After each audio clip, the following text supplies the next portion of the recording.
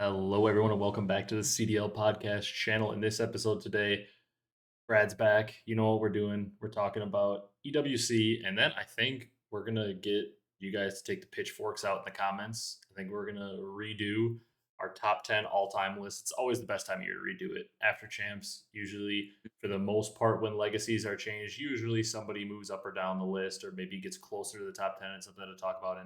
And this time, we definitely had at least one player enter the top 10. If you guys enjoy this one, be sure to leave a like, comment, and subscribe on YouTube. If you're on the audio platforms, drop a follow, drop a 5-star review. We're going to save the compare until the end today, boys. We're just going to jump into the tournament. We're going to talk about this crazy tournament. I'm going to have to lean on you guys a little bit more for the first couple days because I was at Disney until I landed, got home, and I was able to watch from Optic Thieves on, which was a good match to start at. And I saw the crazy Sunday pretty much unfold. But um, Optic go back to back. I'm not gonna lie, I wasn't expecting it. I should have expected it, I guess, because of how dominant they were. But I don't know. When you see a team make such a dominant run, I feel like you kind of are like, okay, like it was a great run, but like it's so hard to go back to back in COD that like you're just not expecting somebody to just run the table. And I guess I should have been because Optic were pretty clearly the best team there, except they almost got taken down by Brad's boys. They really should have lost to Miami. Yeah. Yeah, that Should was have, so sad. but they did clutch up. I mean, Get the ice. they clutched up in Miami. Miami trolled that. I mean, that was literally, I mean, it was 250 to 249. Optic kind of trolled the skyline. They blow Mhm. a 5-1 lead in Surge. So, like, Optic should be up 2-0. And then they honestly should have lost the control. Like, they should have won the first two maps, blew them. And then they got Yeah. like a millisecond capture on that Yeah. A point on Hacienda. They were down like 8-14 on lives with the extension. They ended up winning on lives, getting all the kills, winning the control, and then from there, they win map 4 and 5, complete the reverse sweep. But Miami literally should have 3 0. Like once they got up 2-0, that control was theirs. They just blew it. It was such a Mhm. troll job on that control. I was watching it and I was losing full. It was bad. It was After not having good. insane clutches the first two maps, like they had no business Yeah. winning map 2, down 5-1. You have no business winning it. They were able to clutch that. Like what an insane weekend. I'm trying to pull up the bracket here on the side so I can just get refreshed of the early rounds, but some crazy finishes as well. I mean, FaZe don't even make it out of groups. They get knocked out by a challengers team. Granted, Omit deserves some respect. They are. I mean, they were the best challengers team, basically wire to wire this year, despite maybe players changed here and there, but they were the best challengers team. And man, what a weird turn of events. I guess Brad, you want to start talk about like FaZe? What the hell happened? What a weird tournament. Like I know they struggled at champs, but I was expecting them to bounce back and like I was thinking top 4 Right. at least. They just like one thing I know this is 100T, like they were saying like if we play together, like there's nobody that can beat us. Obviously that didn't work out. But because I mean Optic's just a different monster right now. But like I feel like with as much chemistry as you would think the FaZe boys would have, mind you, Omit deserves all the props in the world, and then obviously like we can talk about Mamba a little bit later, but he deserves a roster spot. I mean, him and Abe played out of their freaking gourds this weekend. Yeah. But like you would expect, a BZ and Simp have been playing together for. I mean, I don't even know how it goes way back. I'm not gonna pull that card on my head right now, but like, I mean, just like looking at the stats, like against Omit, like Simp had a .85, a BZ had the best KD on the team with a .98. Like, I don't know. In my head, like they didn't play well together. I don't know if it's maybe they're losing chemistry, maybe there's some bad vibes going on in the background, like they're kind of at each other's throats a little bit. I don't know, but like from what I was watching, that's not like the dominant phase teams that I think we're all accustomed to. I I truly think it's last year, they had a really good year and then they come to champs. It's a failure at champs again for them last year and they were maybe motivated to go to EWC, get a big win. Obviously, the cash is a big motivation to want to win Yeah, EWC and they're able yeah, to get it done last year and they're like, "Okay, we're still good. Like we just had a fluke tournament at champs." And then I think this year it's like, okay, we bottomed out at champs. We started the year amazing. We were untouchable. They started the year poorly, but then they became untouchable by major one. they win the first two majors and they're looking unstoppable, and then they don't win the last two majors, but like they're not looking as good, but they still look like they're a contender for champs. I think I picked them for champs. I think Rock, you might have picked them for champs as well, or you picked I had them in LET. the grand All of finals. us had FaZe at least making it like top three, Yeah. top two. Like Yeah. At least top two, yeah, top three. we all expected them to be a contender right there, potentially win the tournament at champs. They don't get it done, and I think this time they're just shocked. Like the rumors of a BZ going to Falcons, getting the bag are all there. Potentially getting Yeah. offered from another team.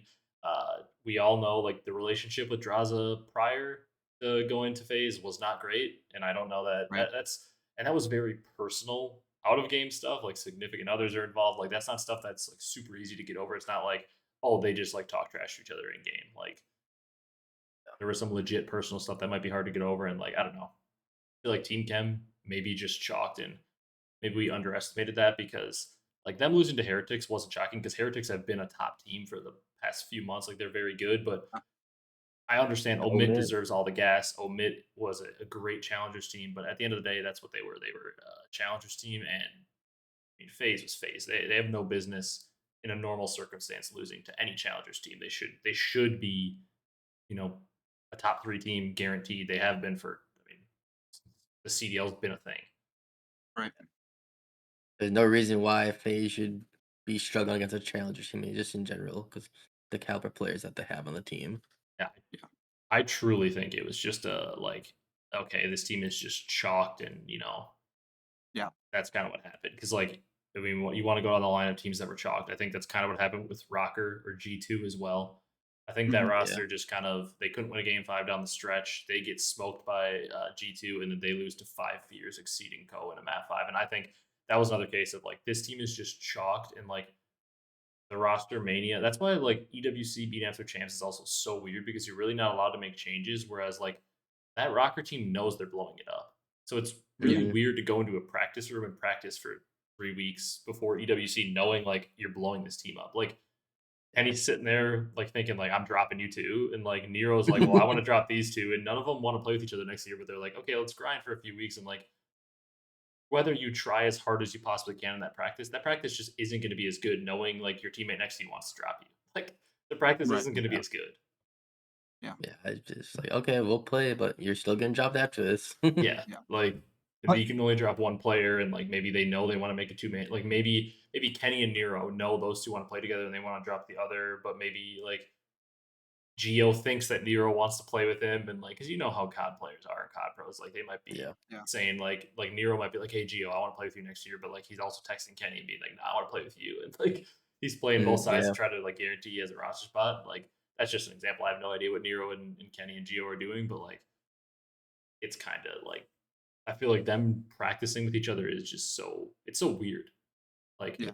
practicing with a team knowing it's not going to be your team next year, and you're just like being kind of forced in a way to play with them.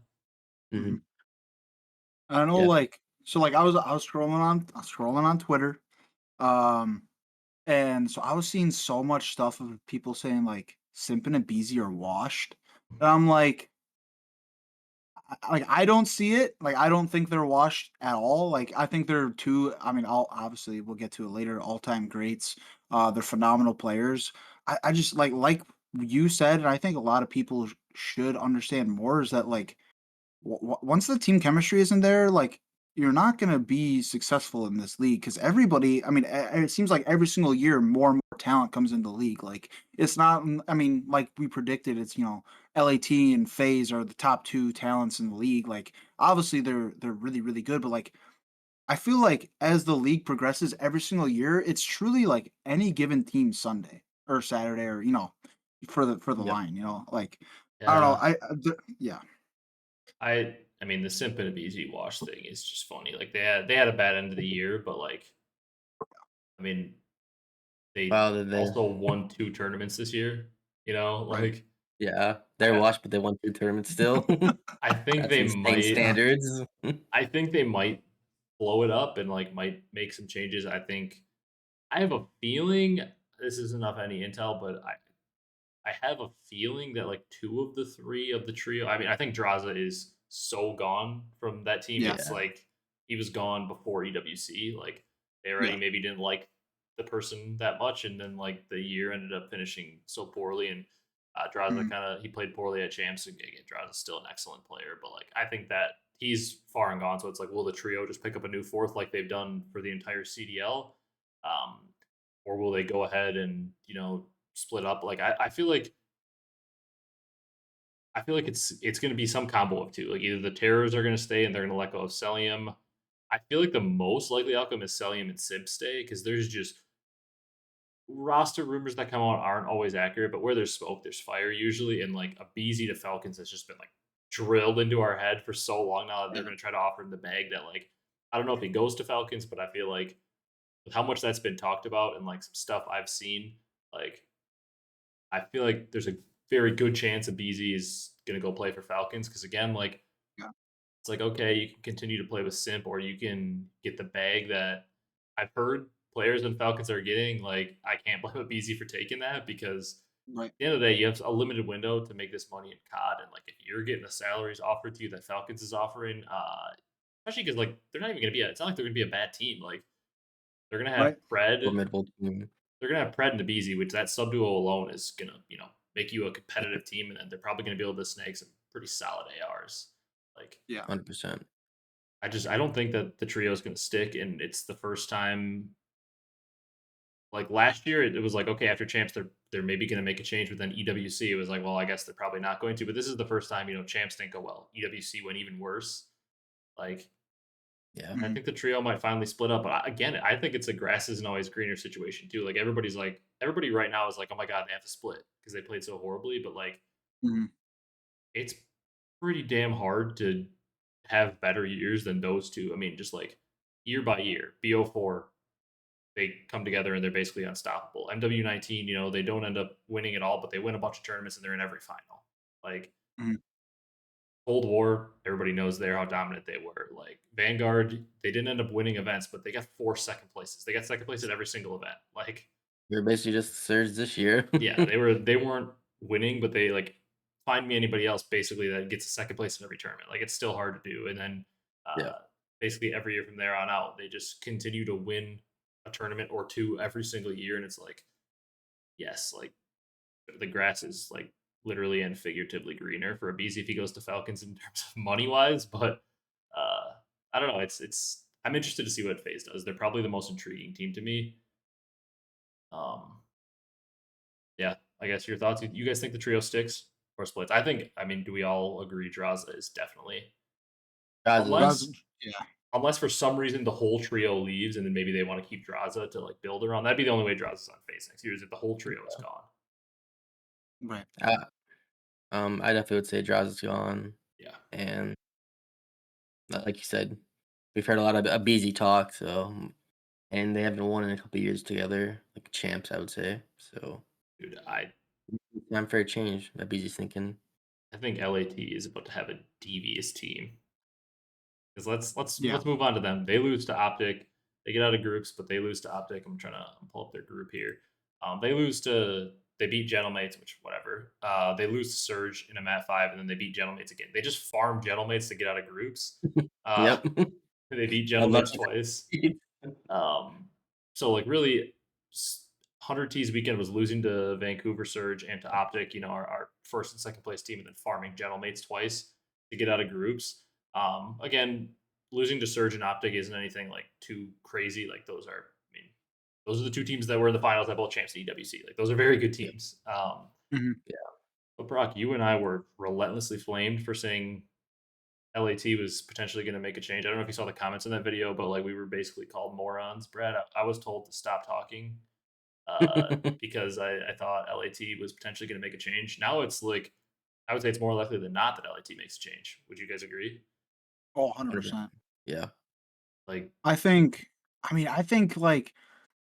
I feel like wasn't Ghosty kind of viewed as like the cornerstone, and then they brought in like Hydra and Scrap, but and now yeah, yeah, yeah, and I genuinely feel like Envoy and Ghosty are gone, and they're gonna try and find something else. Because and I feel like in Nate Shot's head, like I think he loves Ghosty, but like at the same time, like you can't drop Scrap and Hydra.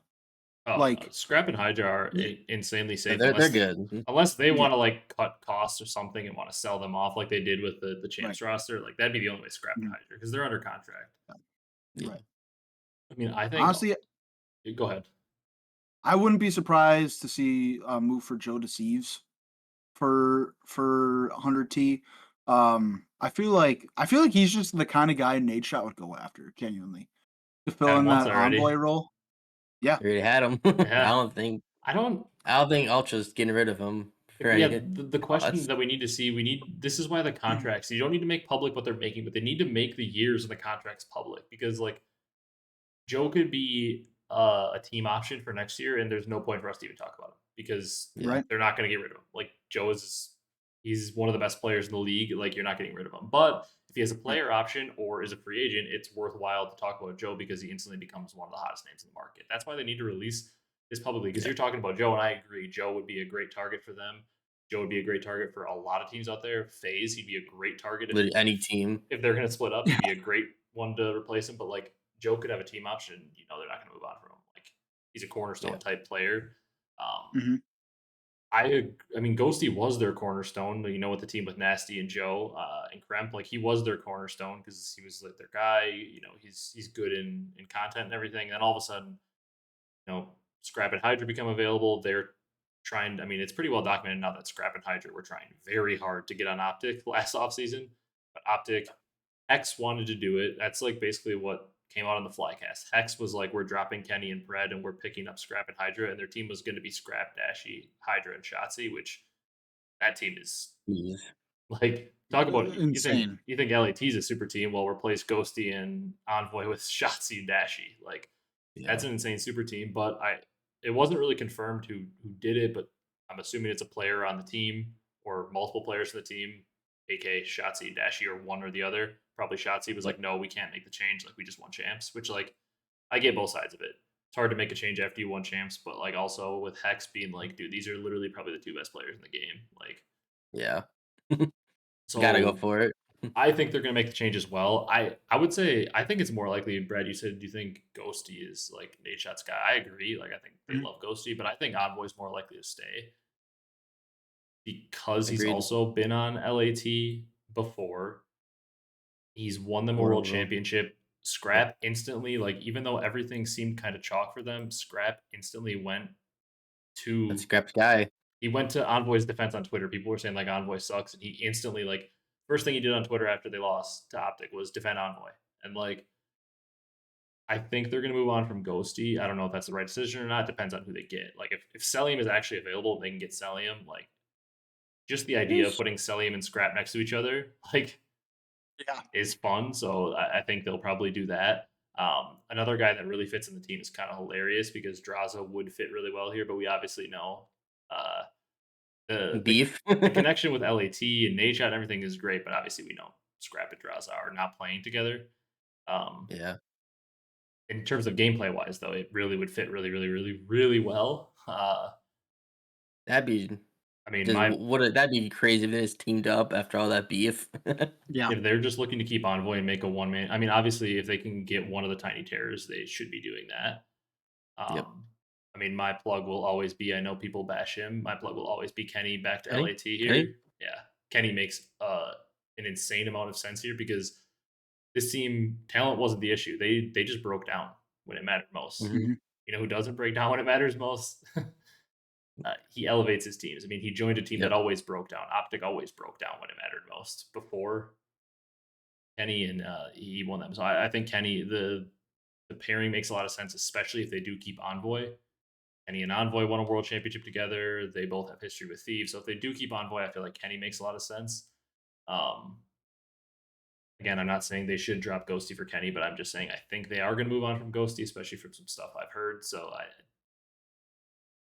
I'm kind of Every time I brainstorming saw this players. weekend, I was gonna say every time I saw Ghost, I swear this weekend he struggled a little. Yeah, Envoy really struggled this weekend too, which like again, those two are both such good players, and this is such a weird Yeah. tournament that it's like I'm not going to be like, oh my god, Ghosty and Envoy 100% deserve to be dropped, but like something's going to happen because you can't end the year the way these guys did and just go into the next year. Like I know they won Yeah. Major 3 and 4, but just like the way that they ended champs and EWC not even looking like a competitive team, like they didn't even look like a team that had any remote business being close to winning the tournament or close to a Saturday or Sunday. Right. So like I Hmm. can't possibly see a world where this team sticks. Yeah, I never thought going into the EWC, this team, want the revenge from champs, but It some just sounds was not clicking. it sounds like their practice was just horrible, which is also just so confusing. Like Yeah, I it's so forget weird. who was saying it. Was it Scump or like a player? It was a player that has like a lot of It was Insight, experience. wasn't it? No, I Insight I'm in his interview was saying something that like he played both Optic and 100T no, it was Clinic, sorry. In his post game interview, they asked him like not to put you on the spot, but like who do you have winning this one? And he was saying something about like I played them both in scrims and I have Optic winning this one. yeah. I mean, I think it's pretty well documented that Optic was like running people. Like what was it? They like basically didn't lose to Boston for like a month straight leading up to champs. Like Uh, I think it's pretty Their well their peak was documented insane. that they were running people. I was more talking about. I kind of lost my train of thought. It was like LAT. Oh, that's like, and they did that, which I kind of liked. It's kind of like sports in a way. They did like the post game interview of the losing team, which I know in COD isn't like a normal thing, but Yeah, it's a normal thing in sports. Like somebody from the losing team, you still get interviewed because like it's nice to hear both sides, like the winning team and the losing team, kind of hear what's going through their head. I remember Scrap saying like their practice was pretty horrible before champs and EWC, and like I don't remember who it was. It was like Scump or Karma or on a podcast or something I heard. It was like an all-time great player. And they were talking about like how it's actually like easier to be in the position that Optic is in some ways leading into champs where Optic wasn't expected. Going into champs, Optic wasn't expected to be like some favorite or anything. And 100T were the favorite. And like they were saying it's a lot easier to be the team that is maybe not as good. Obviously, like you want to be 100T, you want to be the team coming off a back to back. But like sometimes in terms of setting yourself up for champs, it's easier to be that underdog team because you're trying new things, you're figuring stuff out. Whereas like for 100T, you're kind of in a spot where it's like, well, or for LAT, like what do you do? Like you don't want to change everything up that you're doing because you won back to back. So like you want to keep doing what you're doing, but all the other teams are changing and adapting around you, and you're staying the same. So like it's also hard to be like, okay, guys, like we've won 10 hard points in a row. Let's change everything we do on every map. Like it's counterintuitive. You know what I mean? Mhm. Like you're not gonna be Yep. like, hey, we're the best hardpoint team in the game. Let's change how we play hardpoint. But like in some ways, you almost have to because so many teams are switching up what they do that they're gonna know how you play if you just play the same. yeah, Yep. and that's just the tough part, when you're a top team. Yeah, I mean, other teams here in Group C, teams that made the run, Boston and Movie Star Koi, aka Ultra, get out. Ultra get third after an absolute breakdown from the Heretics. But Boston, it was kind of the story of Boston's year. Like they're solid. They beat some of the teams they should beat. They beat Falcons in War, and then they get out of groups and they kind of flatline from there. But again, it was a solid tournament overall from Boston. Their whole year was just like that. It was just like solid with a couple nice runs in there. Yeah, Ultra or Movie Star Koi, they make a really good run, get third place. Abe, ultra. Abe probably earned a spot in the league for next year. I would say he had a pretty solid weekend. Yep. Yep, most Which definitely. and he was a pretty hyped up player. He had a 1.02 on the weekend. He was a pretty hyped up player. You know, Hmm. Mhm. for a while we've been hearing about him, and I hate his name. I hate the name Abe just because I like to call BZ Abe all the time, as does everybody else. So when I say Abe now, I like literally have to call it BZ a BZ. Say the Yeah, full name because otherwise it's gonna get confused now. But that kid looked pretty good. I think he'll either stay on Ultra. Or I think he earned himself a spot in the league. He was good. yep. And then in our where is it here? In our group D, we had Heretics and Omit. Shout out to Omit. I mean, speaking of challengers players that made a name for themselves, Mamba and Craze. Those guys are looking like teams made They some went. mistakes not picking them up earlier. Yeah. Um, they were both 100% going to be in the league next year. Craze finished the event with a number 7 overall KD, a 1.12. Where's Mamba here? Mamba was not. Yeah, Mamba was at a 1.03, but he was frying. Craze was frying. They took out Phase. I mean, it's kind of funny that a challengers team potentially ended the Phase trios run, their reign of terror. But those two Yep. were awesome. Vivid and Mac. Mac had a 1.09 on the weekend. A really, really, really good tournament from him. Um, Vivid had the classic Vivid .9 doing Yep. what he needs to win, but like Vivid and Mac might have potentially saved their CDL lives as well with getting out of groups, beating phase. Like they might end up being on like I would say bottom teams next year would be their most likely outcome. Yep. And Matt, I mean, Praise in Mamba, unless somebody decides to take a chance, they're probably on mid to bottom pack teams. That's usually how it works in your first team, unless you are like Simp when he was coming up, or Hydra.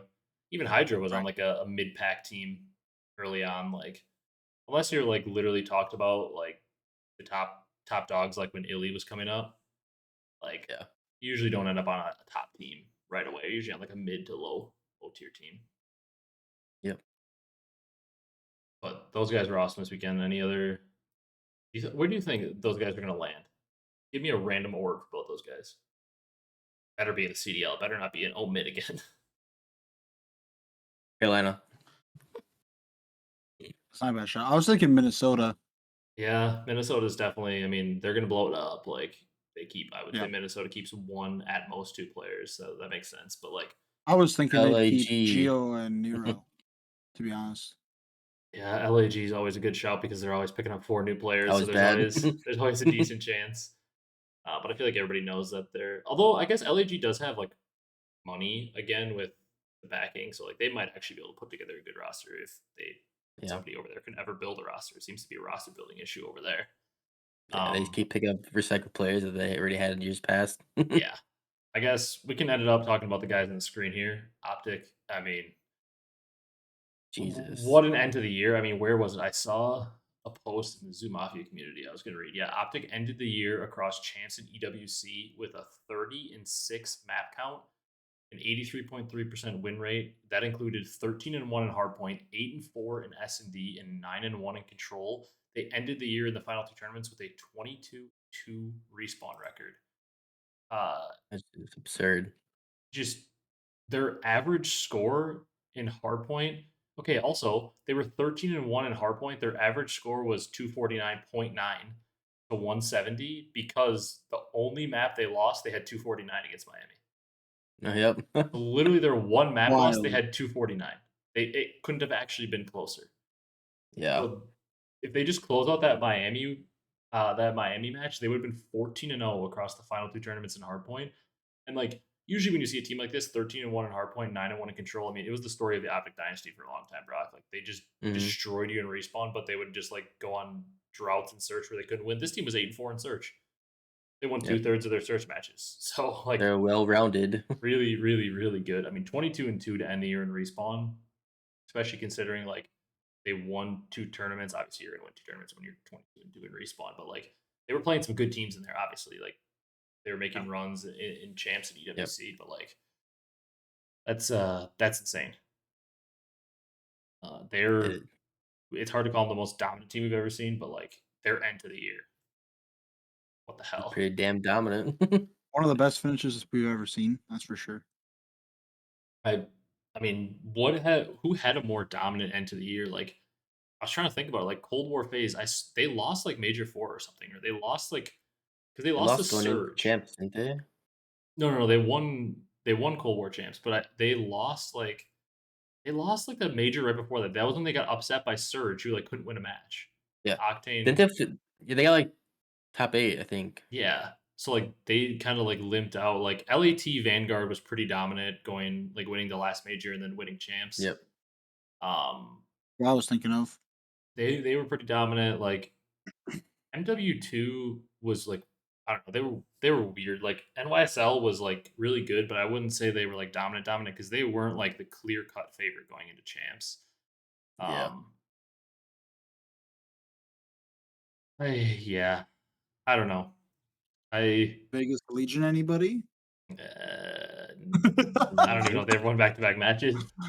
But this Optic team God. is unreal, and also like I know people don't want to hear now that they went back-to-back. People don't want to hear about like Brock and I. I still think like looking at Simp isn't the worst thing ever because again, Simp is generational.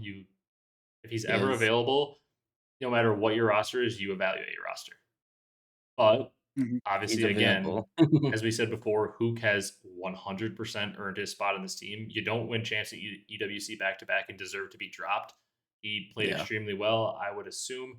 I mean, you never know because Optic did win champs last year, and they wanted or Hecz wanted to drop Penny and Pred. It's documented at this point. So Hmm. you never know. A change could be on the horizon. I'm gonna say obviously now, like if they would have bottomed out at EWC, maybe they make a change. Now I'm gonna probably say obviously they don't.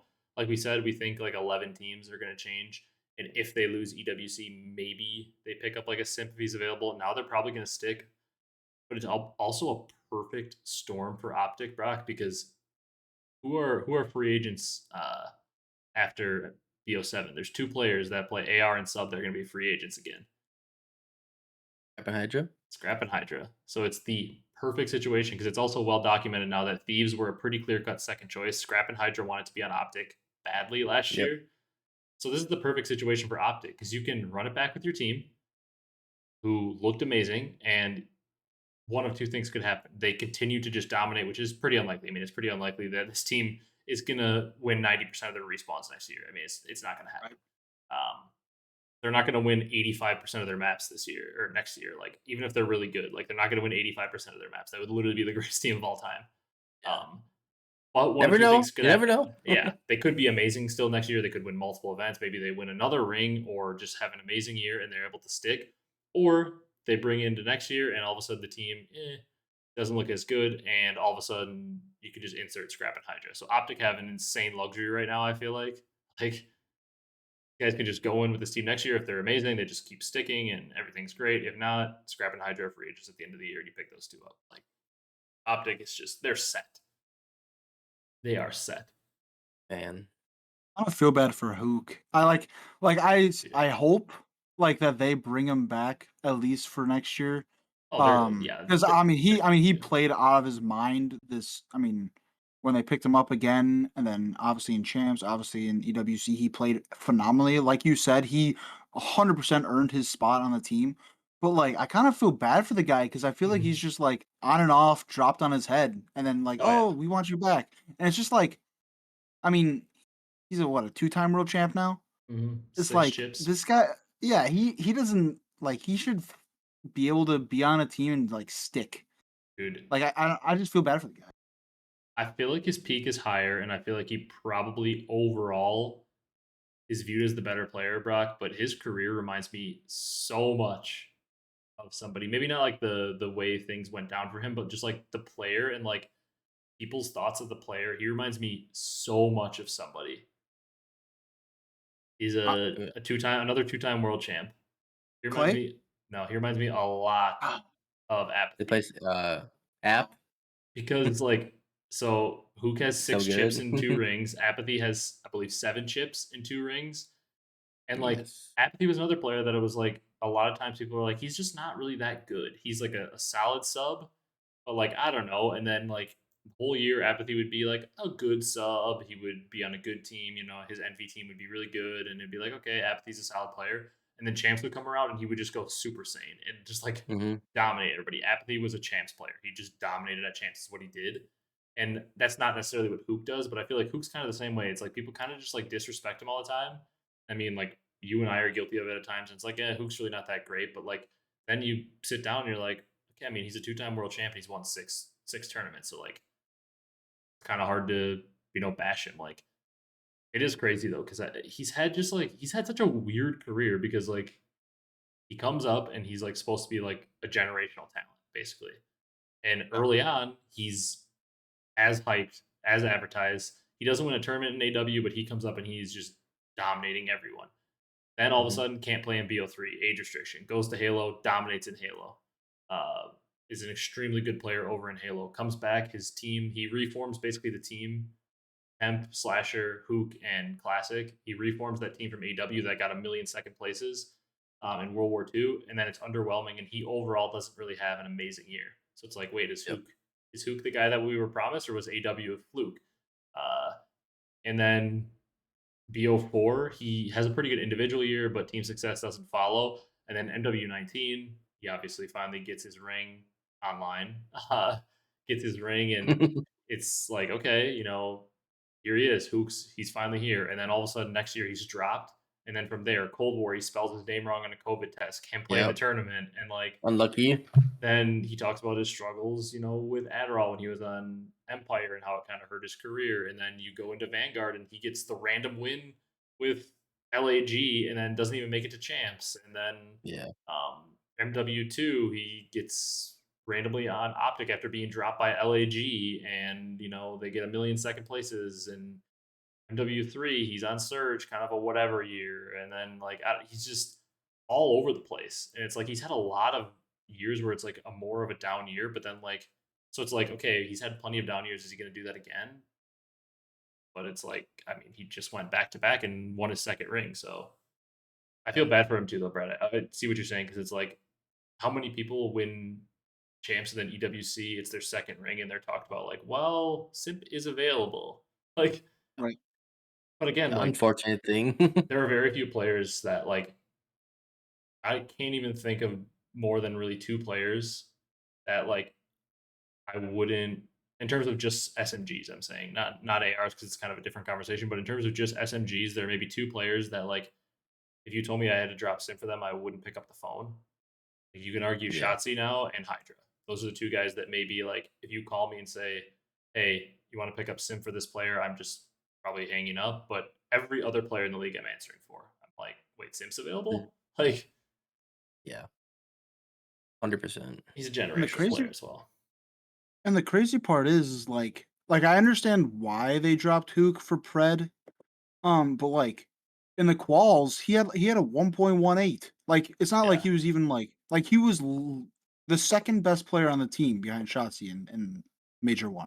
Yeah, And then he was gets unreal dropped the on whole his year. head. Yeah, exactly. I don't know, it's just kind of like Again, I don't it's just think unlucky. we're gonna get flamed again. I don't think they should drop him. I'm not saying like, oh my god, who has to be dropped? Like, if they keep him, they're gonna be Drop excellent. Hook now. They might win events next year, and they might still dominate. But like, if you don't think that they could consider Simp, because I mean, we've seen this story a million times, dude. Like, we've seen a team win champs, and it's like they're godlike because at the moment they are godlike. Yep. But how many times do we see the next year all of a sudden their flaws show, and it's like, man, they probably should have made that change. I mean, a good example that I would like to mention, and I was guilty of saying like they shouldn't drop him. I was a prisoner of the moment. I think Brock, you were too. But like MW2, NYSL, And the NYSL. Yep. they dropped Priesta, and it's like, what are they doing? They just won champs. Priesta was the glue. But then you go look at what happened in MW3, and Priesta was he didn't win a LAN Not series in good. that game.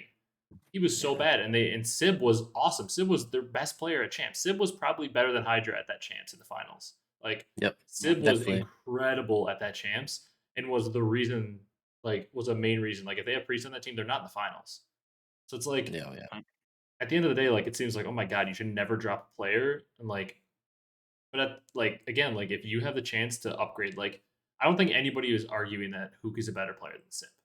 Like Yeah. if you're arguing that, you're wrong. I'm sorry. Like, I'm not advocating that they need to drop him for Simp, but like, if you're arguing that Huke is a better player than Simp, you're just wrong.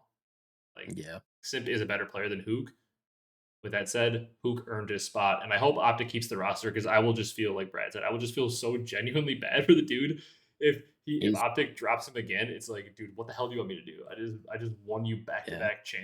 back tournaments in a ring, and you're dropping me again. Like, what do you want me to do? And then it would be really hilarious if it didn't work out when they pick Simp, and then all of a sudden they're like, hey, Kyler, want to come back for like the Hook, sixth time? Hook, we need you again. That would be hilarious. That would be. But I hope what a they tournament. stick too. Yeah, I hope they stick just because, like, I would just feel genuinely so bad if Huke gets dropped. That would be like, Jesus Christ, somebody just help this guy. Yeah. Because that would be horrible. But I'm going to switch over here. We've got a little Excel sheet. We're going to talk about our top 10 players of all time. Oh, my I have one more list. thing. Oh, go One ahead. more thing to say. You gotta feel for the Surge boys, God, forgot to talk Every about them. grand final, and then they, can't get the dub. Dude, it's Brock. insane. Why don't you say I feel bad for the Heretics boys? Nah, bro. They were never even in a I final. sound super punched. Scrap. They should have been. I Yeah, mean, but Surge had a good year, but they could not pull it out in the grand finals whatsoever. Yeah. The crazy thing is, like 3 years from now, when you're talking about this season, they're like going to be an afterthought. Like nobody's even going to talk about the surge, which is Yep. crazy because like they had a great year. It's like that's why I hate this like this ring culture and this like winning. Like winning matters and it's the biggest thing in any esport, any sport. It's the thing that matters. Hmm. But like that's why I hate like the revisionist history of like well LAT, Phase, and Optic were like the dominant teams of BO6, and in 3 years it's the only three teams people are going to talk about because Phase won the first two, LAT won the middle two, and Optic won the last two. So like rightfully so, those were the three best teams in the year, you could say, because they Right. each won two tournaments. But like, you can't write the story of Black Ops 6 without the Surge. I mean, the dudes were in 4 finals, Yeah. 5 if Yep. you include the minor finals. Like, Yep. And yep. Yep. they lost it. You can't. I mean, they were in 4 finals, and if you include EWC and champs, there was 6 events this year. Surge were Yep. in the finals of 2/3 of the events. Like, Hmm. you can't write the story of the season without them. And I mean, you can make for the first 2 events. Really, I mean, for the middle 4 events, the first 4 majors, the 2 best teams were pretty much wire to wire, Phase and LAT. For the last 2 events, Surge and Optic were the 2 best teams. I mean, they were in both finals. Right. Like, Surge had an awesome year, and it's unfortunate because they're probably going to make a change. I really wish this roster could have won one. I think some players' contracts are up there, and I would assume Hmm. somebody from that team is probably going to get poached to go to a better team, maybe like a Neptune. So Neptune, maybe an Abusa. You never know, but I have a feeling that team's probably not going to stick. even I 04. would I wouldn't hate if they stuck, but it's pretty hard to lose 4 tournaments in one year and it'd be like, okay, let's run it back. Because like at some point you start to Yeah. question if like maybe we just don't have what it takes to win with this 4. Right. Yeah. But It is just Before we tough. go on to the all time, I do kind of want to talk about Nep a little bit, just because like, so we saw him come up with NYSL, and he kind of was lackluster, right? And then Florida this first, year, like Florida first, you're right. yeah. And then this year saved his career. At least bought him another year. Do you think what he did this year he'll be able to carry on to the next game? Because like one thing I'm just like worried about is like he didn't really have success before. Like, do we think he's a 1 year wonder kind of player? Like, I hope not. I hope he's successful for I the rest of his career, however he's playing. But I don't think he'll. I mean, I think he'll from here on out. I think he will be a good CDL player. I don't know that like this year he was a star player. I don't know that yeah, he's gonna. I think he also was in a system like he kept talking about blitzing, which that Merc clip was hilarious when Neptune was like, "We're blitzing," and Merc was like, "Well, we're throwing quick slants and running play action." Uh, that's He funny knows clip. ball, bro. Yeah, he's a Colts fan, of course he knows ball. Uh, all right, um, but I don't know. I think Neptune was also in a system that really benefited him this year, like the blitz style, like just yeah, chaos, controlled chaos. Basically, was what Surge was like. Him in hmm 04 were just going to set pace. It was going to be controlled chaos in the map, and I think Neptune thrived in that. Like, I think Neptune is a really good player and will be a solid player wherever he goes now. I think he got a lot smarter, you know, while he reworked himself as a player. But like, I do think he's a player that maybe needs to be in a specific system. So I guess my answer to your question was I think he'll still be really good, but I think this might be his peak. I hope not. okay, I hope he continues to get better, and I hope he's even better next year. But I think this right, might be like when you talk about like a player at the end of their career, like when you talk about like AW Scump was the best version. I think you're going to say BO6 Neptune. I think that's what you're going to say for Neptune when you talk about him as a player. okay, I hope I'm wrong though. I hope he continues because that'll make the league even better. If Neptune has a yeah, higher for peak sure. next year because he was unreal this year. I mean, He was.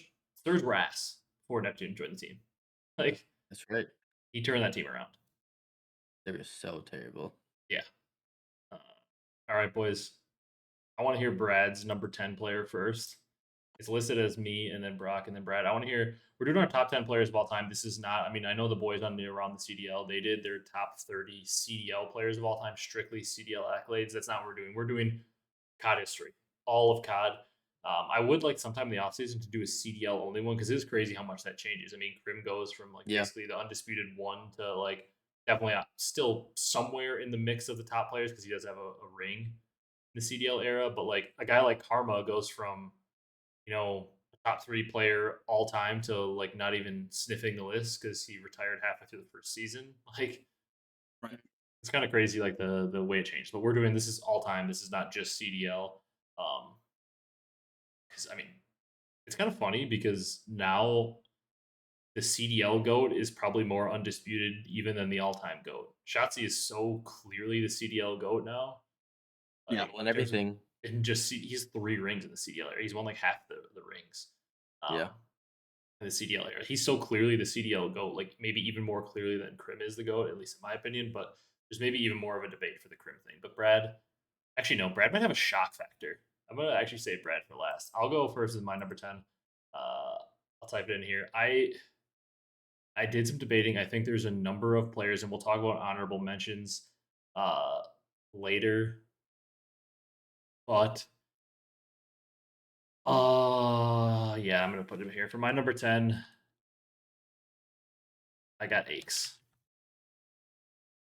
Putting Hecz at number 10, and he has fallen down the list as of late for me personally. I mean, I think for the longest time I had Hecz in that like 6, 7, 8 range. I haven't done a 10. I guess you'll see why in a little bit. But I want to get your guys' number 10 that we can talk about all of them at one time. So Brock, who you got a 10?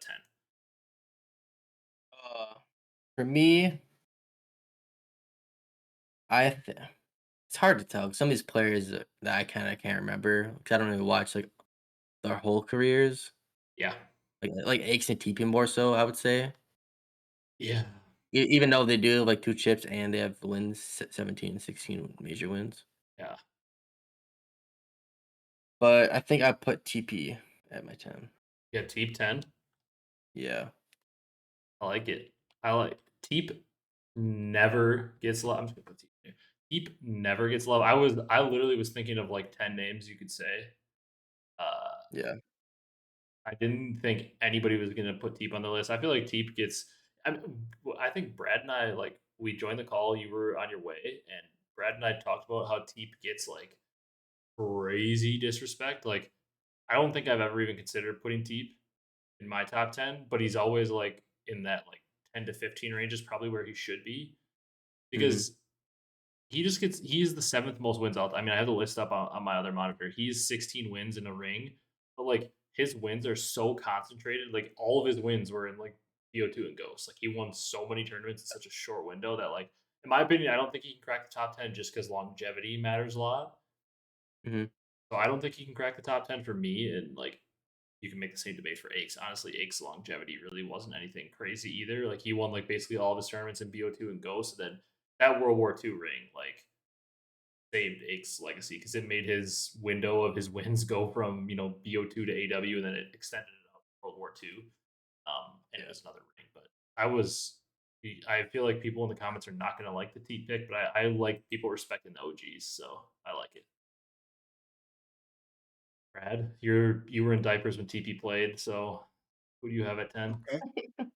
Well, I was gonna put another person that I was in diapers when he played, but I changed my mind pretty quick or pretty recently because, well, again, I never watched his peak. So I'm gonna put Celium at 10. Who were you gonna put at 10? I think I know, and I would have liked to be put him at 10 if I'm thinking the right person. Do you want me to say it? I was gonna say it for an honorable mention. Yeah. Well, actually, no. We'll get a few more in so people because you could have some surprises. We'll talk about honorable mentions. I'm assuming I know who it is, but we'll see. Is at number 9? I've got my boy. I've got Kenny at number 9. I think Kenny pretty firmly. I think you can have him somewhere between 11 and 15 as well. I think he can be out of your top 10.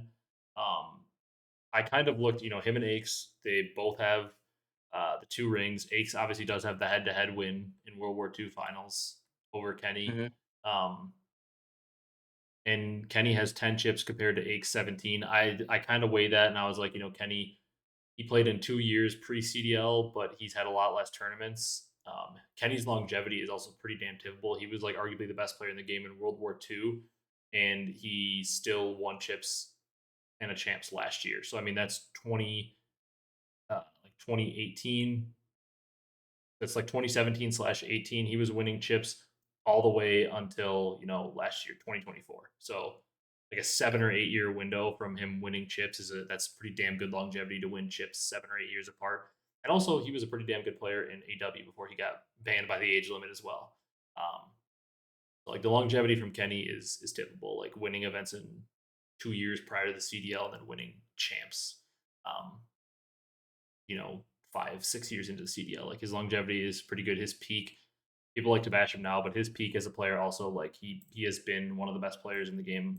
Obviously, early on in World War II using a sub. I also think it's not like something that you want to knock players for because like there's nothing wrong with like somebody like a simp who's going to be on this list for all of us. I would hope like somebody like a simp who's always been an SMG. You can't knock him and say like he's not flexible because he only uses an SMG. But like so you don't knock people for that. But like I feel like Kenny's versatility, like Kenny has been a sub, he's been a flex, he's been a main AR, and like been solid all throughout. Obviously, this past year was a down year for him, but um, You guys have talking all Simp on time. your top 10 all time list? Yeah, you better.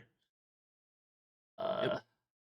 But yeah, I got Kenny at 9. I did strongly debate between him and Hecz. I think it's totally fair to put Hecz ahead of him, and I think it's also fair to have Kenny. Like, I think Kenny has to be in your top, or I mean, I think he has to be in your top 12. But like, I think if you have him 14 or higher, it's probably fair. I would say. Yep. Rock, where are you going at 9? My 9, I have Hecz.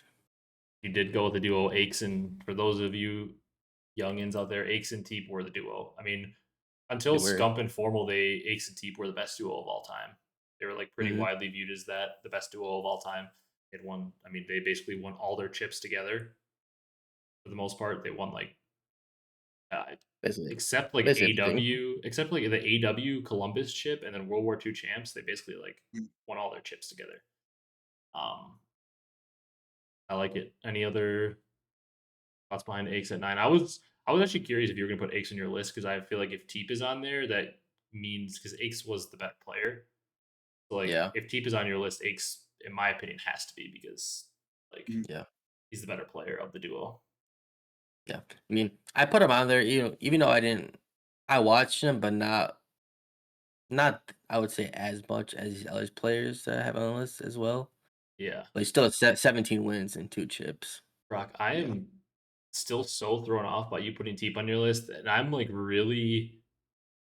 really interested to see who you left off your list because I think everybody knows there's like pretty much a guaranteed 5 that are on everybody's list in Yeah. terms of their top 10 players of all time. And in my opinion, I think there's like a pretty set 3 more. I think there's a pretty set 8 players. So like I think you're gonna have somebody left off your list that I'm like, I feel like that guy should be on the list. I'm actually really curious to see where you went with yours. And Brad's got a weird lens of this too because Brad hasn't been watching for as long as Brock and I have. Brad's more of like I'd say like CDL on is more fair. Like you watch like some pre CDL, but maybe not as religiously. Mhm. So you're more of like a CDL on like focus. So Right. I'm curious to see where you went with your list because your list might get weird. I will say I am I kind of want to add. You guys were talking about the XTP duo, and like I was like, I know some of this because I was listening to the Around the Bar podcast. Great podcast. Yeah, and TP was on there, and he was talking about like all the different like what's the word I'm looking for? Not chemistry, but like the ups and downs of like playing with Yeah. aches and stuff, and like the different. I thought that was so cool. Yeah.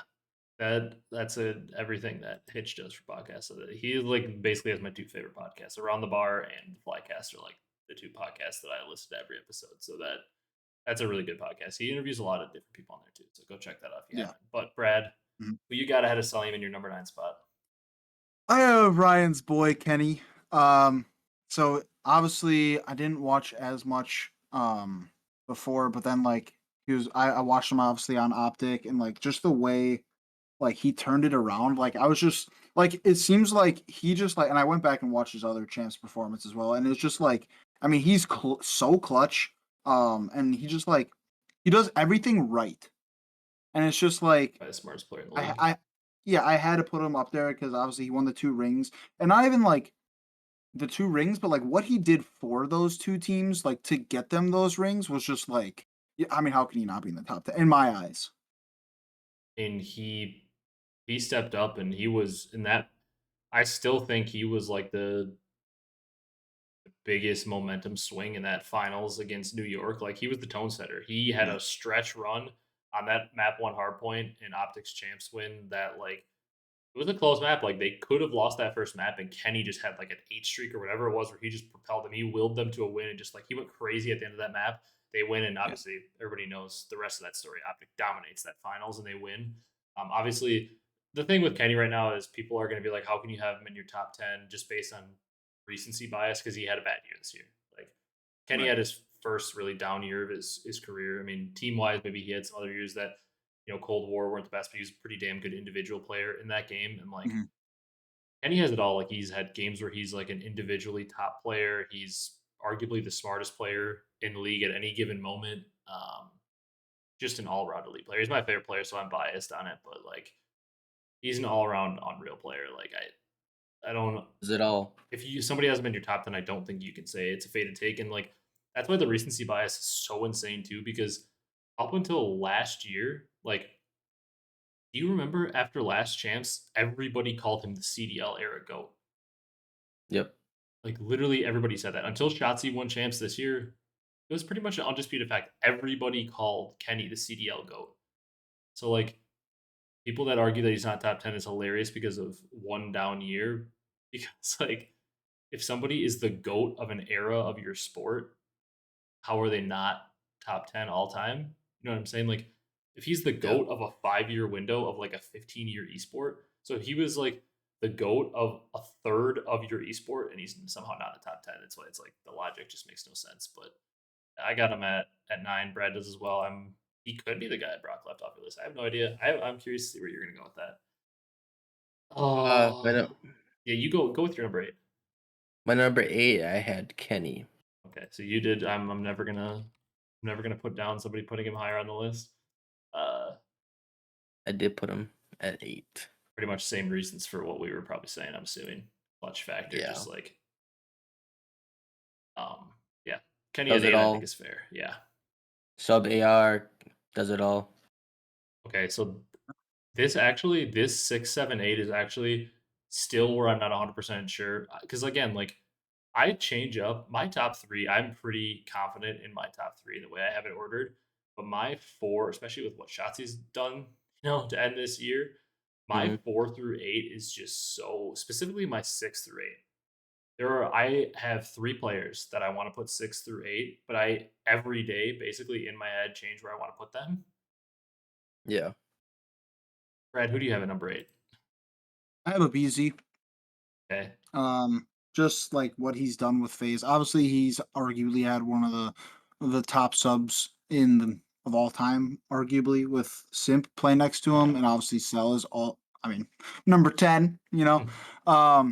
But like he's had a great team, and obviously, I mean, the First Blood King. He's insane. They've won 2 rings. Like I have a BZ at 8. He's just so good. And mind you, like I am more of a recent watcher, but like I've watched the BZ since he's gone on phase basically, and it's Yeah. just insane what he's done.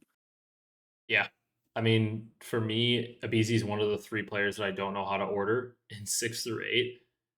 My issue is I think it's very hard to split up Simp and Abizi and not have them next to each other in an all-time ranking because like their accomplishments are each other's accomplishments. Like they've Yeah. every tournament each of them has won has been with each other. Literally, like every tournament they've done anything of note has been with each other. Like the only differences they would have in accolades would be like tournament or season MVPs, like stuff like that, like rookie of the years, like whatever. Their accomplishments are hand in hand. So I have such a hard time splitting them up. But also, I have a guy here that at times I have him as number 4. At times I've had him at number 6. It's just like I don't even know how to rank it. I'm gonna put a BZ here, even though because I have to go against my logic somewhere. I don't want to split up Simp and BZ, but I also think that there's a player that I've literally recently said probably the 4th best of all time. But like I said, my list in my head changes based on my opinion on the day because this is such a hard list to rank. Mhm. So I'm gonna put BZ at 8 here. Maybe I'll switch my 6 and 7, but I've got a BZ at 8. I mean, for everything he said, 2 rings. He plays the hardest role in COD, and he is basically the best at it, or a top 2 or 3 at it every single year. He literally like invented a new style of COD, basically. Like there were entry SMGs, and then there's a BZ. Like the aggression he plays with is unreal, and a BZ.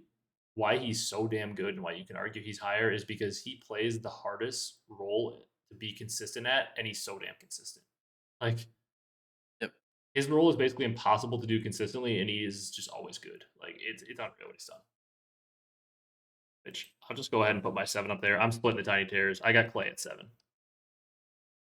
I've had him as high at 4 recently. I think Clay, you can legitimately make an argument for him as high as 4. I'll talk about why I have the players that I have ahead of him. It's such a hard list to rank. I legitimately think you can have Clay at 4, and I wouldn't even like scoff at it. I think it'd be fine. But I've got Clay at 7. I mean, the 3 rings, the 19 chips, the longevity is a big factor here. I mean, this guy won in BO2 and in MW19. Like he won a long 7 time. 7 to 8 years. He played all the way up until last year. Like I feel like Clay also gets hurt by the fact that he played so long because he wasn't winning for the final 4 or 5 years, and like a lot of people think of him like that. Like he was on middle of the pack teams and just like wasn't able to get the job done for the past how many years. But like the fact that he was able to hang on and still be good for that long is pretty impressive. But it does, I feel like, hurt him in people's rankings. But Yeah. I have him at 7, but that could be too low. Brock, I'll go next. My 7 is also Clayster, and it kind of pains me to put him like this low. Just because like when I first started watching COD, like I was a big Vegas Legion fan for some reason. But by the way, do not like Donnie Temp, that guy. Not a fan. But Clayster like I was like the love Donnie first Temp over player. here. Yeah, same. Like Clayster was like the first guy that I like was really watching and just like watching what he did on the map. Like, I mean, Giga Brain. I mean, the guy is a legend, and like at that point, like I started watching, I was like, I mean, Clayster. Like, I didn't know the legend of Clayster. But like I don't know, just like he honestly like made me enjoy. I mean, he was on a crappy team. Don't get me wrong, but like he was kind of like the guy, like the first guy that I really watched as far as like really paid attention to on like where he's at on the mini map, like what he's doing. And obviously the 3 rings talk for itself. As Ryan said, the 19 chips. Like I agree, Clayster can be. I mean, for me, as high as 4 personally. I don't think he can be higher than that, but like Clayster, I mean, love the guy. Pains me to put him at 7, but I think at this point, like after like this season especially and stuff, like I think Clayster's kind of nestled in. Like I don't think he drops below 7. I think that's as low as he goes as of now. But I think he can drop as low as 8 because I think you can put a BZ ahead of him. But I also think he you can go think as high. so? I think he can go as high as 4. Yeah, I think Why would you put it? if you can put. I mean, I'm assuming that you're going to put Simp ahead of him.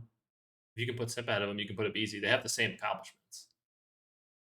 And Doesn't BZ plays the feel hardest role in the game. I'm not saying a BZ for sure. I mean, I put Clay ahead of a BZ. right, So like, but I there's think the you can, argument there. I think that you can have Clay 4 through 8. I think it's hard to put him above what I think is the undisputed top 3. And I think we'll get to the people, the next 2 people I have ahead of them. But I don't know.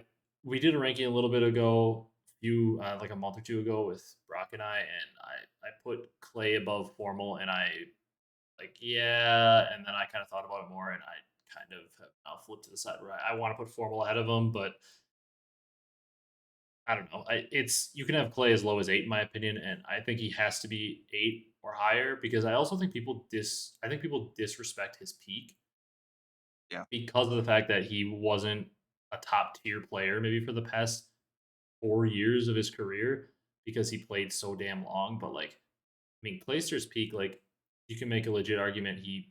Like, I mean, he won MVP of AW champs. Like, people make an argument it could have been attached or whatever, but like, Clay's peak, he was a top AR for a very long time. Like, I don't know. I'm curious, Brock, if you have Clay here, if you have somebody else. I do have Clay here, and I think I know where I messed up in my A bunch of list. Z's in you. What the hell? Oh, you know where you messed up in your list? Do you need to change something? I put Simp and a BZ as one on the same line. I was gonna So they say, got the same accomplishments. you want me to move everybody down for you? Yeah. You want me to take TP? I'm so sorry, TP. Dude, No, we're taking Hecz out. Take him out. you taking Hecz out? Yeah, we'll keep TP. That doesn't even make. Don't do that. Actually, do it. You're gonna get flamed. People are gonna Yeah, comment do all it. So over. do it so I can get roasted in the comments. Wait, so then who do you have at 9?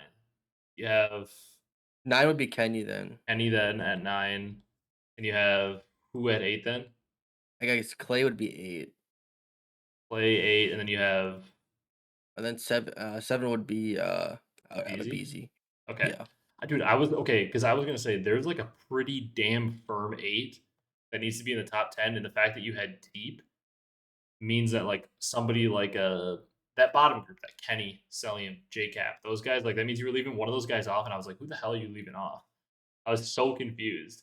And then as it went up and you put Kenny and Clay, I was like, is he about to leave one of the tiny terrors off or like play or something? I was so confused. I love that you have Teep there. You're gonna piss so many people off. Dude, somebody that is watching has already typed like this dude put Teep in his top 10, and then I took him off for a second because I thought you were gonna take him off, and then they were happy. And the guy's like switched his comments 6 times already. Yeah. All right. I do kind of want to talk about this just a little bit more. How important do we think that Sims 2 MVPs are? Like, because I feel like that's a big like differential between Simp and a BZ. Like, obviously, like MVPs are kind I mean, it's a bad of time. spooky a little bit, but You're talking to the wrong person because it's a bad time to like talk about this opinion because shottzyy is literally just pub stomping the league in the final 2 events. But like, yeah, I still think Simp is the best player I've seen eye test wise. Like Simp's consistency, like his consistency is unmatched. Like nobody has had, besides maybe a few players, like a Scump, has had like the just winning nature he's had every year of his career, just like stacking up wins. I I think his peak is like basically better than we've ever seen. But like, I mean, the MVPs matter, but yeah, they definitely matter. The MVPs matter, but Simp and Abizi, again, you're splitting hairs. I just think Simp has always been the star of that duo in people's eyes. Like you can make an argument Abizi deserves to be ahead of him, but you're splitting hairs. The two of them, they literally like Brock's mess up is just like a perfect like encapsulation of who they are. Like they're just so one that like you even forget they're different players. You're just like, oh yeah, Simp and Abizi, they go on one line. But it's pulling everything together. They're literally their entire careers they're tied at the hip. Like Yep. they're literally they have neither of them have done anything noteworthy without each other. Like Abizi played a few events. I guess you could say Abizi has because he got a second place without Simp. But they had JCap instead of Simp in BO4. Yeah. You could say That is maybe true. Abizi did something noteworthy. He got a second place. But like their entire careers are tied at the hip. Like but you're splitting hairs the two. With Brad, with that said, do you have Abizi at 6? Or sorry, Simp at 6? Brock already said this. Yeah, I have Simp at 6. Yeah. I don't like that Brad and I's list is the same from 9 up, but I also have Simp at 6. I before had Simp at 5, but I think at this point you have to put shottzyy ahead of him. He has Simp still is one of the, I mean, rare players that has a chance. Simp is still a guy that has a chance to be the GOAT when all is said and done, depending on how the rest of his career shakes out. I mean, obviously Clay, for the rest of the people on our list, like Hecz, TP, Clay, they obviously don't have a chance. I think it's pretty hard for Abizi to get there just because, like, unless him and Simp split up and he goes crazy, Kenny would have a tough time being there because he's probably towards the tail end of things. But Simp is one of those few guys that has a chance, to become the GOAT along with obviously shottzyy, maybe even a Hydra. But I have Simp at 6 as well. Brock, is that where you have him or you have somebody else? I do have Simp as 6 as well. Okay, so that is the first one. Oh no, we had Kenny. We all had Kenny at 9. I mean, it's hard to debate him much higher. I'll always be for debating Simp higher, but hard to debate he's much higher because shottzyy kind of with shottzyy getting that third ring, and he has 9 wins now compared to Simp's 13. Like he's getting there on wins, has the extra ring. They both have the EWC win, so spoiler alert there, but I have shottzyy as my number 5 currently. You guys in agreement there? You got somebody else? I got somebody else. Brock, you guys? I have. Go ahead, Brock. I have shottzyy at 5. I'm gonna assume I know who Brad has, but we'll see. We got. I have 4 more. It's fair. It's fair to put Formal there. Honestly, like when I It's watch, beautiful like if you even say. when I watch him in Halo, like he has, other than Dashy, one of the best straightest shots I've ever seen. Like, I mean, the man is like what we wish Josh Devi was. He's the straightest Uh, shooter of all time. He's yeah, the no, I straightest shooter agree. of all time. Bro, Yeah. his name up Josh Devi. He's It's wild. the human UAV. He's Yep. Formal's elite. I think having him at 5 is fair. He has 23 chips to Shottzy's 9. The 1 ring to 3, it's kind of the same debate as the Scump for Shottzy debate. Like, the 1 ring hurts him, but the 23 chips and just, like... A lot of Also, when chips. you're talking about peaks, like, Formal's peak Formal's peak was basically insane. through just jetpacks. Just say jetpacks. And Formal's peak Insane. was just, like, absurd. Like, he was unbelievable. And, like, the games that took the most skill, Formal stood out in, which is saying something. Mhm. The games Yep. that like your mechanical skill was the most evident in was the jetpack games, and Formal stood out as like a cut above the rest in those games. Yeah. Mechanical and individual peak, and he's a guy that's honestly hurt by how long he played, which is funny because he did play for a while. Like he came over in Ghost and played all the way through Cold War. So like, I mean, he had a pretty good stint. That's like what 2013 to like 2020 ish, like 7 or 8 year 2021. stint. Yeah, Yeah, 2020. yeah, like a 7 or 8 year stint, but like he's almost hurt by that in a way because like towards the tail end, he even admitted like he wasn't trying as hard, Yeah. like in like Cold War and in MW19. But like, man, if Formal would have gotten a second ring, I mean, Ooh. you're talking top 3. Yep. Which with that said, I have Formal at my number 4. I'm gonna guess that's where you have Formal as well, Brock. Yes. You have Formal as, and I'm gonna assume this means that Brad has shottzyy at 4, but maybe not. I want to say it. You don't? You No, have Karma at 4? no. I mean, Scump?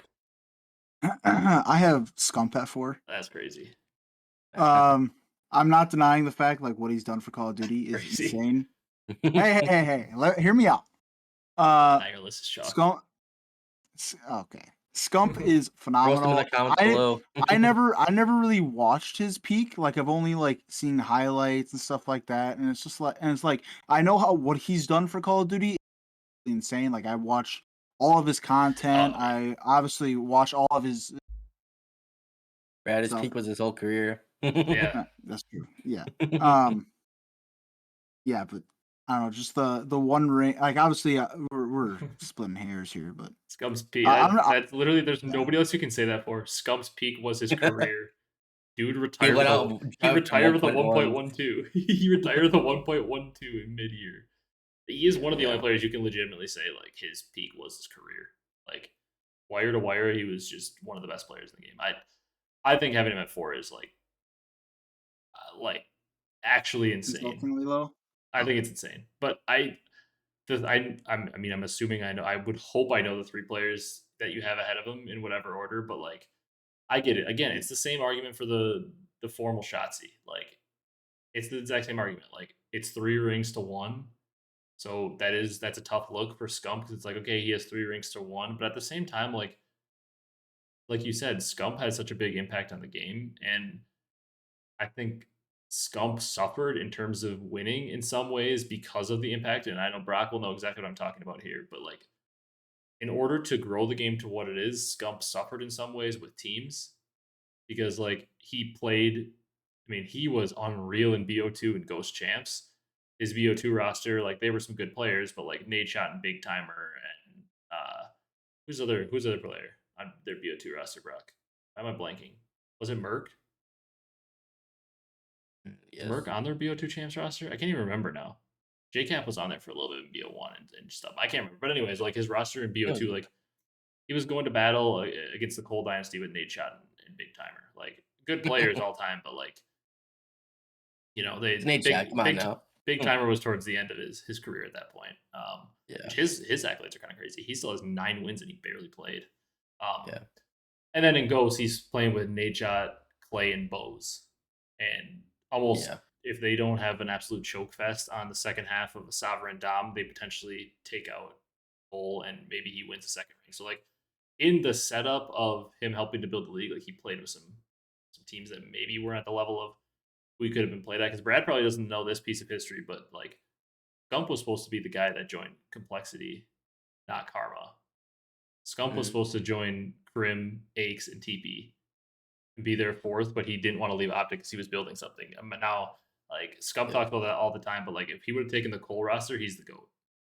I strongly believe that if Scump takes the spot on Cole, because he for sure wins the Ghost ring. Yeah. Like he has minimum 2 rings probably. Although I guess you don't know how it shakes out with the Optic Dynasty, but like I don't know. I think if he takes that spot, he's the GOAT. I think it's way too low to have Scump at 4, but I see the argument. It's just I don't know.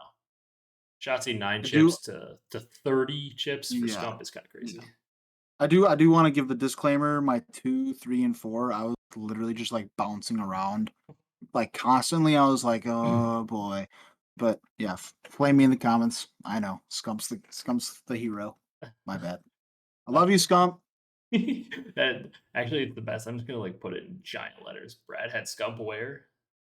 Clickbait the shit out of you. I mean, good rage bait, Brad. Good rage bait. to be fair though, like the dynasty is pretty much the top 4 for most people, and if not, it's a situation like Brad's list where Formal's 5.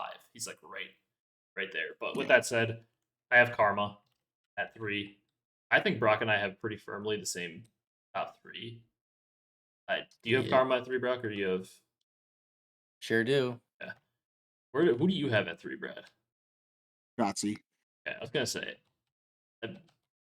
So you have shottzyy at 3. I mean, the reason I think that it's a little insane to have shottzyy at 3 is because like I get it, like he won the ring, but like just think about 3 months ago, he wasn't sniffing the top 5.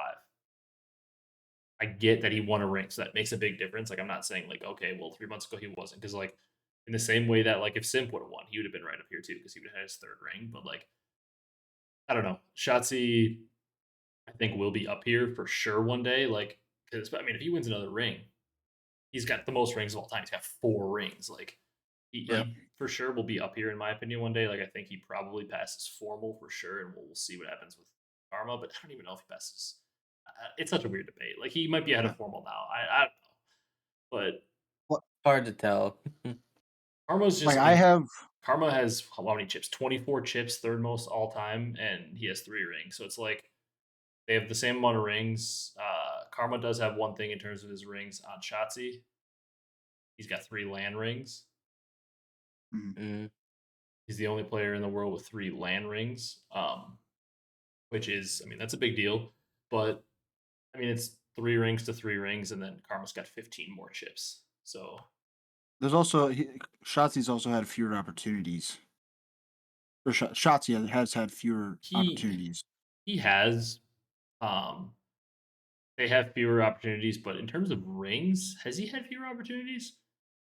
I was just talking about chips. Yeah, Karma. I mean, yeah, that's the tough part about the debate too. It's like, well, Crim has 37 chips, and shottzyy has 9. But yeah, at the end of the day, like between like BO2, Ghost, and the Jetpack games, like those guys did have a lot more opportunities to win tournaments. But that's why you got to factor in eye test maybe a little bit more, because it's not as clear cut as like sports where it's like, okay, how many Super Bowls does the guy have? Like a little more clear cut. Here it's a little different because it's like, well, in AW they played 15 tournaments, whereas in Cold War they played 4. I don't know, it's weird. I got Karma at 3. It's pretty. You can debate him too. I think you can have Karma as high as 2, 3 rings, and 24 chips. Again, I feel like the team that he joined, he sacrificed the way people maybe think about him as an individual player for winning. Like, because he did a lot of the dirty work on the Optic Dynasty, but I got Karma at 3. Like, I put shottzyy at 3 because, but I would like to say Karma and shottzyy are both 3 for 6 in champs appearances for rings. I was gonna say, because Karma played at less champs than people think. Yeah. But shottzyy is like, for me, the best player I've seen, like that I've watched. Like what he does on the map, like constantly. Like if you watch the Scump watch parties, like Scump's like, what a play out of Ant, like just taking different routes, making like, for instance, on Hacienda. But like for instance, on like that hacienda, like I think it was Bola's brought up a very good point where it's like shottzyy was spawn trapping him back there. Which side? Not the lobby side, but the other side. Mhm. Like by the steps to office, and like it slows them down significantly, especially like if they're stacking B point. Like I mean, they have to throw a stun. They're checking to see if Ant's there, waiting for him to come. The things Ant does on the map is just insane. Like he is Yeah, genuinely like I've never seen a player. I mean, I've never seen a player that has genuinely like controlled the map. Like when shottzyy is playing at his best, it is his map, and he yeah. like I mean, just like shottzyy for me passes the eye test and is like my number one eye test guy. Um, I just mean, shottzyy is just I yeah. I think his peak also is like as high as it comes, but like Brock and I are gonna sound like unk here, but like the way you're talking about shottzyy is the same way Formal had the map. It's the same way Karma had the map, and it's certainly the same way that Scump had the map. And I would Right. say even more at times, and that could be due to the talent level is maybe a little higher on average right now, so there are more players taking over. But like, dude, Scump, like he was making people look like they didn't belong on the stage in his time, and that could have been because again there were more teams, maybe not as high of level as players overall on average, but like yeah, Shotzzy's peak right now is about as high as it's ever been for a player. But like, I think we're talking about the top 10 players of all time, and I think once you get 6 and up here, once you get to simp and higher, I really think you're talking about like the peaks of these guys are like something we've never seen before. That's why they're all up here. But like, yeah, Shotzzy's Right. takeover is unreal. But like, I would say in terms of the control of the map, like you always had to know where Scump was, but also Karma as well, just being such a smart player. Like Mhm. Karma always had the map, like it was his playground. Like he always had things under control. Right. I mean, I'm assuming that means you have Karma too. I've got Scump too, Brock.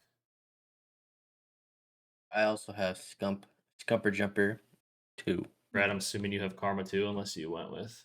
Yeah, I have Karma too. Just like in my eyes, he has 5 chips. But like also In like that case, the JCap way should be in your top 10 because that's he has true. 3. That's true. But like especially like when Karma played, like I feel like especially because like you said, he did take that more of a dirty work role. I feel like just like like as flexible as he was to switch roles, like he was the superstar when he was younger, and then he went switched to a dirty work role. Like just like what like he did truly anything to win. I feel like, and like that's why I have him at 2. Like Dude, the okay, crazy thing. No, I'm not going to say anything crazy. The oh crazy thing okay, about Karma's, like I was thinking, I've been thinking about this since you said Karma and Shotzzy are both 3 for 6. The crazy thing about Karma's 3 for 6 is so he wins his first 2 champs, right? He wins the first 2 champs that ever were held. Then in AW, he literally basically didn't join a roster that could win. He joined, Brad, you probably don't know this, but he joined Optic Nation with like TP when he was way past his prime, and they had like, I don't even, they had like Miracles and like Killa or something, or Bows. It mhm, was like a team that was a bunch of guys that were all past their prime.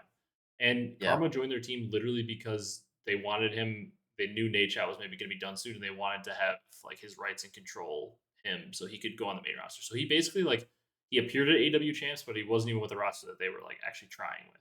Yeah. So that's kind of like okay, that's one tournament, and then obviously BO3 they are the favorite to win, and we all know what happens with Optic there. They get 7th place, Oh, Assault versus shout out Formal. Assault. Like Yeah. we all know what happens there. They win IW, so then at that point it's like the AW one is weird. So he's damn near almost 3 for 4 instead mhm, of 3 for 5, and then World War II he doesn't play at champs. He gets dropped from Optic, weird situation. He doesn't end up playing at champs.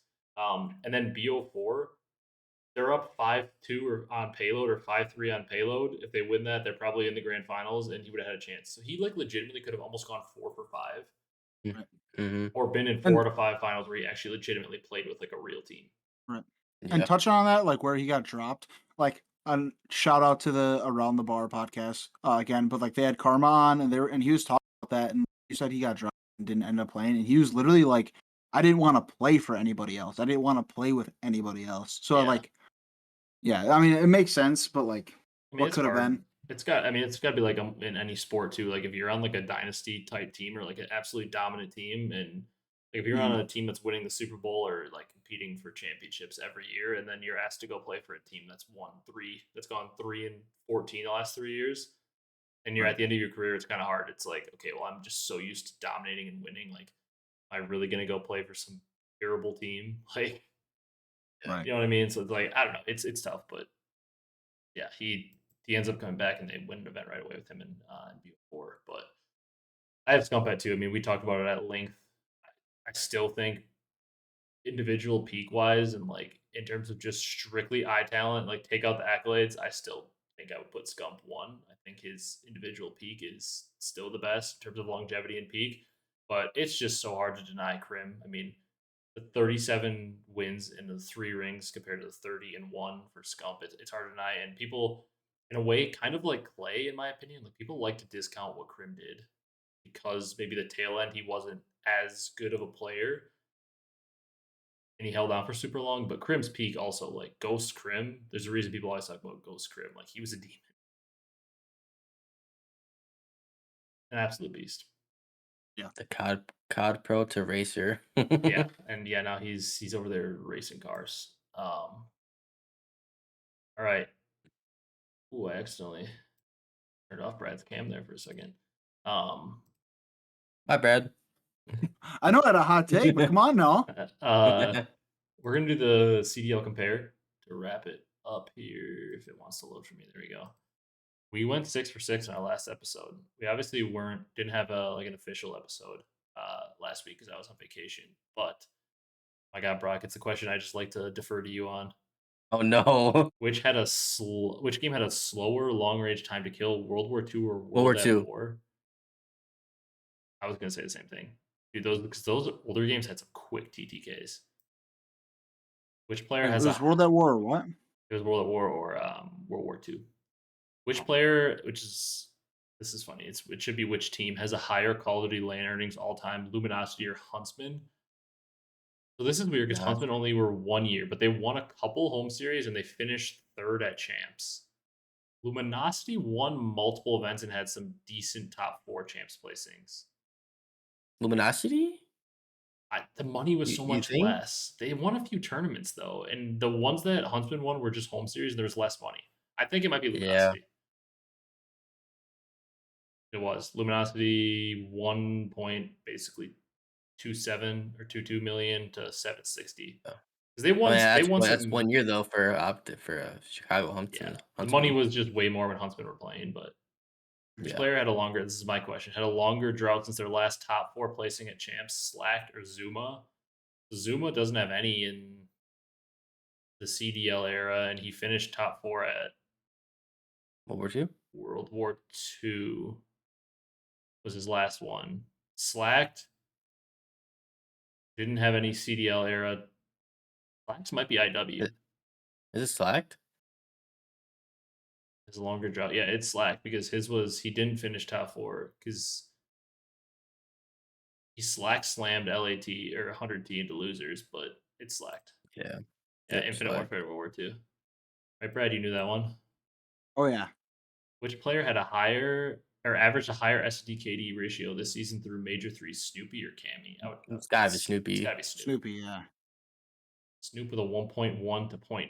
Pretty significant. Yeah. Which player I'm pretty averaged sure a Cammy is a higher point all year. yeah, higher number of hardpoint engagements per map this season Is through it, Major 3? It's gotta be King.